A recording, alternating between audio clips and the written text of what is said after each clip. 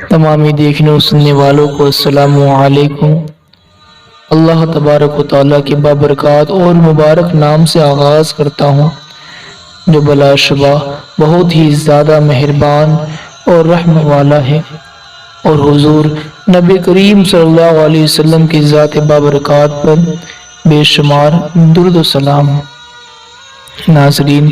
محبوب سے نسبت رکھنے والی ہر چیز محبوب ہوتی ہے۔ صحابہ اکرام کو جو کریم و تعظیم حاصل ہے،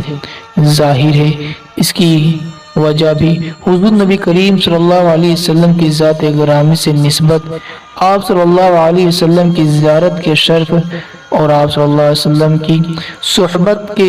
فیض کی بنا پر ہے۔ اور اس امت کا اتفاق ہے کہ امت میں سے کوئی شخص زاہد اور عبادت اور تقوی و طہارت کی وجہ سے صحابہ کرام کی غرض پاک کو بھی نہیں پہنچ سکتا، جبکہ اہل بیت کرام تو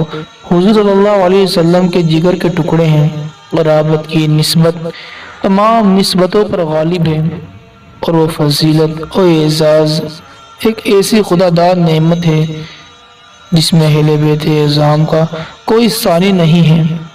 اللہ تبارک و تعالیٰ اپنے پاک کلام میں ارشاد فرماتا ہے، اے نبی کے گھر والوں کہ تم سے ہر ناپاکی دور فرما دیں اور تمہیں پاک کر کے خوب ستھرا کر دیں۔ ناظرین، ہم نے حضرت سیدنا امام حسین کے زندگی کے مختلف واقعات کی ایک سیریز شروع کی، اور اس سیریز کو شروع کرنے کا ہمارا مقصد یہی ہے کہ اپنے ناظرین کو اللہ تبارک و تعالیٰ کے ان برگزیدہ بزرگوں کے حالات اور واقعات سے روشناس کرائیں، تاکہ ہم ان کی تعلیمات پر صحیح طور پر عمل پیرا ہو سکے اور اپنی زندگی کو اسلام کے صحیح اصول کے مطابق گزار سکیں۔ نیز میری اللہ تبارک و تعالیٰ کی بارگاہ میں مؤدبانہ گزارش ہے کہ وہ اپنے حبیب حضرت محمد صلی اللہ علیہ وسلم کے صدقے ہم سب کے تمام کردہ اور نہ کردہ گناہوں کو معاف فرمائے، اور ہم سب کو روز محشر حضور نبی کریم صلی اللہ علیہ وسلم کی شفاعت نصیب فرمائے،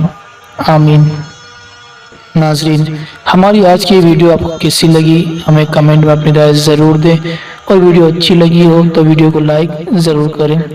حضرت سیدنا امام حسین کے زندگی کے تعلق سے اور زیادہ معلومات کے لیے نیچے ریڈ بٹن پر دبا کر ہمارے چینل کو سبسکرائب ضرور کر لیں۔ انشاءاللہ تعالیٰ پھر ملیں گے ایک نئی ویڈیو کے ساتھ، تب تک کے لیے اللہ حافظ، فی امان اللہ۔